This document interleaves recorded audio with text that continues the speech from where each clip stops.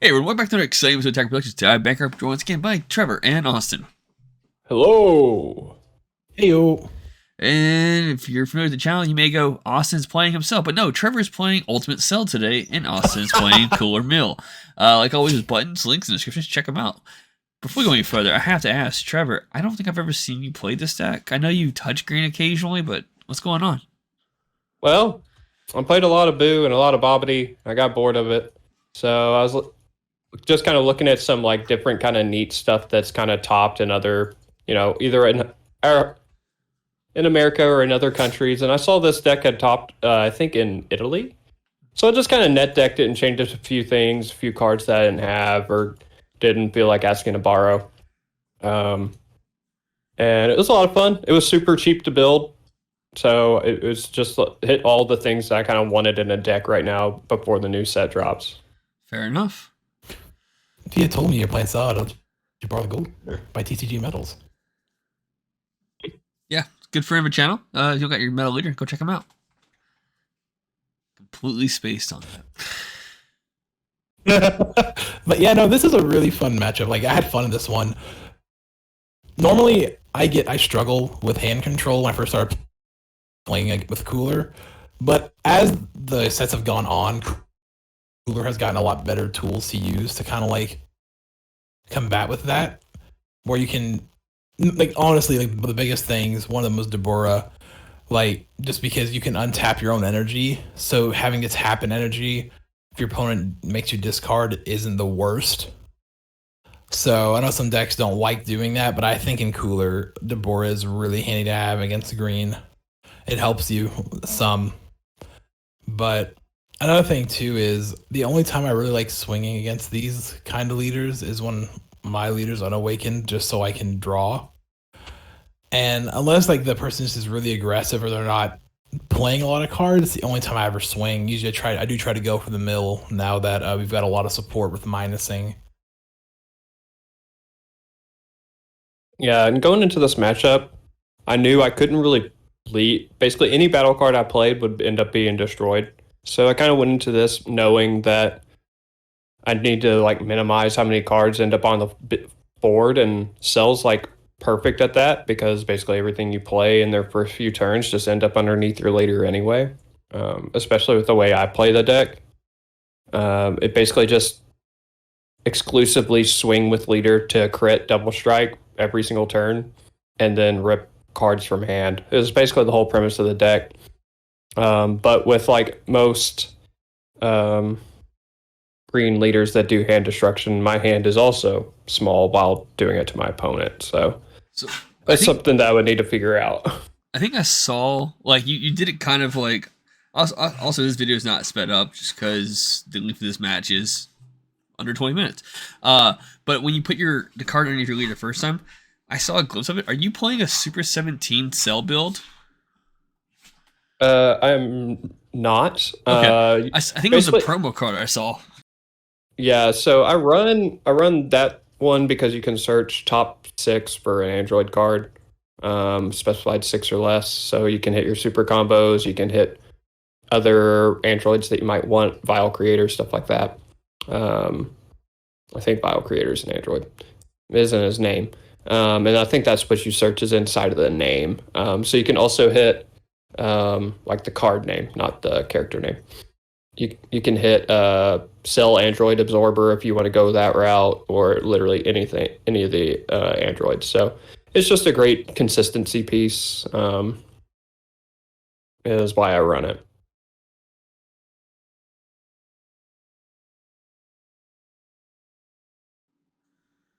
Does the Vegeta innately... Sorry, I was asked the Vegeta energy exhaust? I forgot. Well, your opponent's energy in rest mode, it ignores energy exhaust. Ah, cool. Forgot about that. Yeah. Nice turn one, if they have it and you can do it, and not do the gentleman's turn one.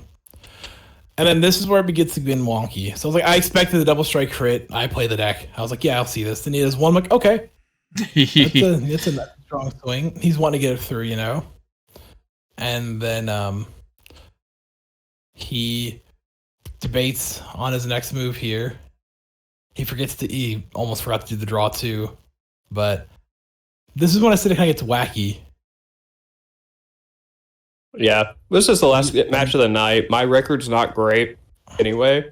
So at this point, I'm just kind of like, well, this hand looks kind of fun.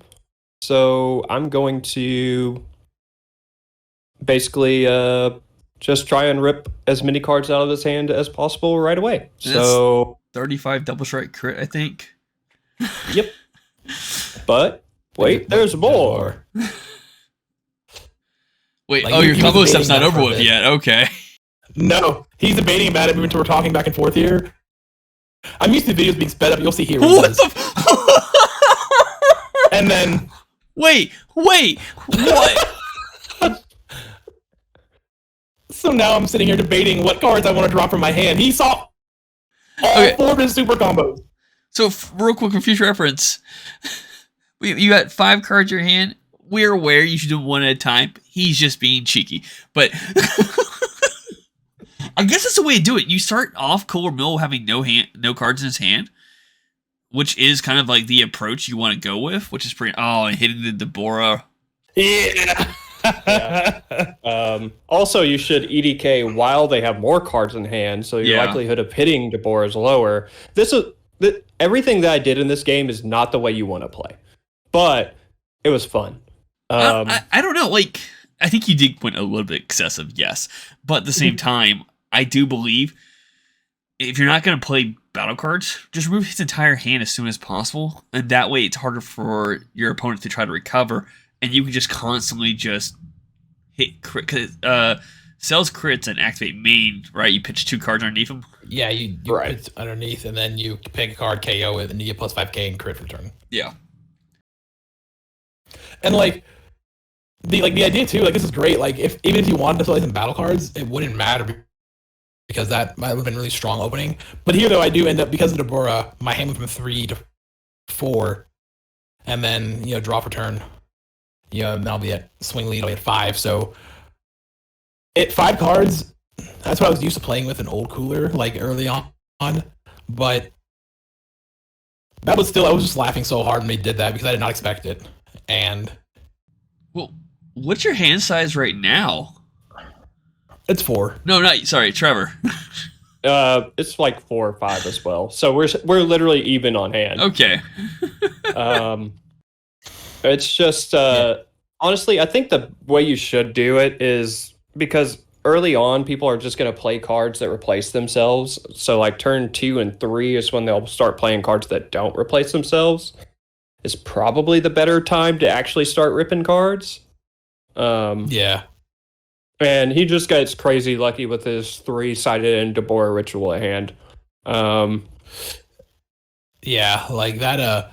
Like I comboed off that Deborah as well because I don't know if you run the crit androids at 10Ks, but I'm still on my front side, so I was like, I didn't want you to play that, have another crit swing, and then draw a card. So that's why I comboed that Deborah off. Of course, I run that card. Yeah, But I didn't get to play it a single time all night because nobody had cards on board for me to KO half the time. it's because we all know. We all know what Yep. the deck does. I had the same issue when I play. Like, I can never get those 10K androids out. And then when I do, I usually get them out real quick, and I'll put them underneath my leader and immediately just draw. Mhm. I'll just look at removed otherwise. Shit. There's the other 30K. Classic. I knew it was going to happen because I played the deck. So I was like, oh yeah, we're going to get Dr. Road, 30K crit, double Yeah, strike. and I'm looking at your hand. I see 2 testing out positions and 3 other cards. So depending on what he does here, you're going to take those 2 crits as well again. Yeah. I'm pretty sure I do. Like, I was at 4 life. I was feeling pretty okay. And honestly, having him drop those 4 super combos early on, I felt way more confident going into this. I was like, I can freely go a little ham if I want to on some attacks because I know he won't have a plus 10K to deal with it. Yeah. Yeah, super combo. So like that gave me a weird confidence for the rest of this game. And I knew he had 1 EDK less and there's 3. So the fact that I'm not really attacking him and now his leader's, awakened and I'm not, I got I think a couple swings in for free, without making him take a life. And at this point I'm like, man, I just don't want you to get cards in your hand right now because he's getting low. He's in combo when doing stuff, not getting a lot back. The leader's nice. There's my other Deborah that I see there. My hand's kind of getting nice where like I have like 5 or 6 cards in hand and his is getting pretty low. I'm not spending any battle cards or doing anything else besides just like swinging and passing. So I'm able to keep that hand size at least 5.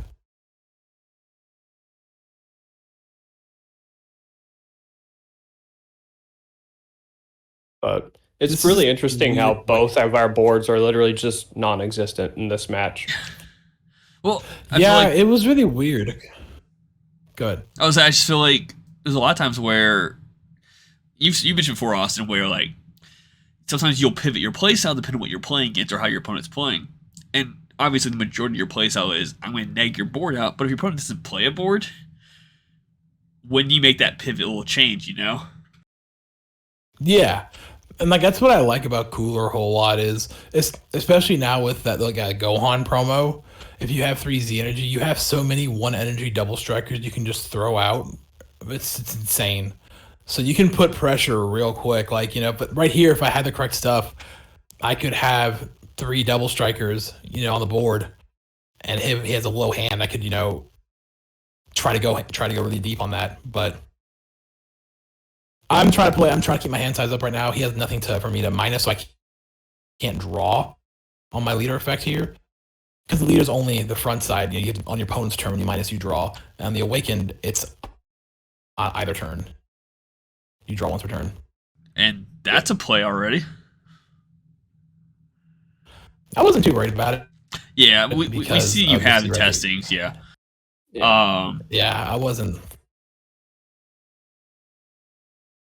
And honestly, too, some people might be worried about Cell Max, but I see it as a free target to minus.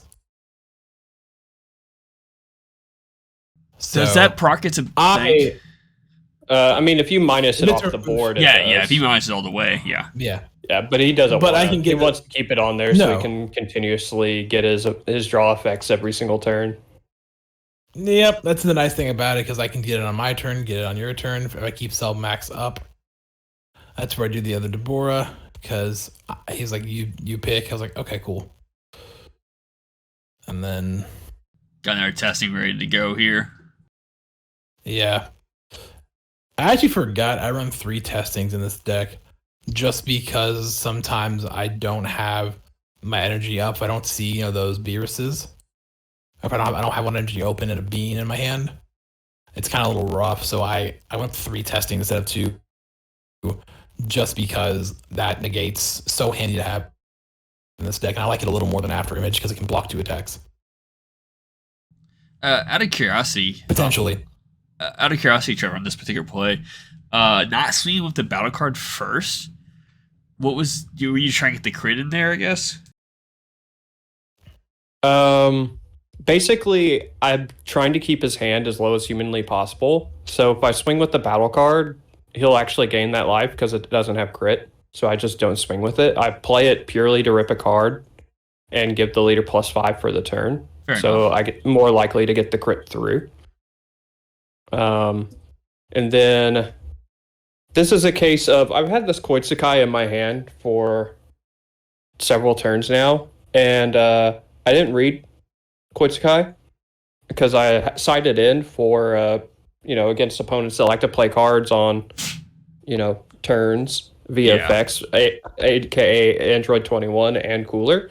But where I haven't played it that much against outside of A21, I forgot that it's after activating it for the rest of the turn is when they would warp cards. I thought it was if they've played cards during this turn, then rip cards. So that's why I combo it off here, and I was like, oh my god, I'm an idiot. Read your cards, know your plays, we make mistakes so you don't have to. Also, I think I might be wrong, but is it just play general or with non-keyword skills? I'm mixing a BMS, never mind. Yeah. BMS is non-keyword.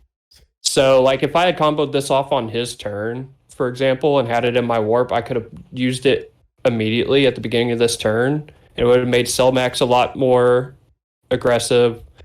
If he played Deborah, if he would have to hold on to that Deborah for another turn via Toa because it'd be net 0 cards. So this is just a big old misplay all game, but it's a learning experience. Yeah, I remember you telling me like this was the most fun you've had in a card game in a while, just playing this deck, just because you weren't expecting anything from it. You're just having fun, and it was goofy, and you're liking it. Yeah, exactly. It's one of those situations where like the deck has one goal, and if it doesn't succeed at the goal, okay. Whereas like a lot of the times when I play other deck, like with Boo, for example, there's so many like everything you're playing is in response to your opponent, and like if you mess up like one thing, it can just swing the momentum in their favor so much. That was like really infuriating. But like with this, I play a card, it does a thing, they do a thing, the end. So it's more relaxing in that sense. So I'm trying to learning that that's probably more my gameplay on what I should probably stick to just for enjoyment of the game. Yeah, because it can get frustrating with things like this. Here, I was debating what to do, and I said, you know what, even goofy, I'm gonna be goofy right here. I'm just paying 2 to play this. He'll be a 19k, so I don't have to combo at least once out of it. You know, with a card, he has a low hand. And I know he has no super combos. So I swing with lead to 19, and I know I can get my combo up, and he'll be forced to take it. And then the other card in my hand is, if I remember correctly, it's a Frieza's Death Ball. So I have 2 testing and a Frieza's Death Ball.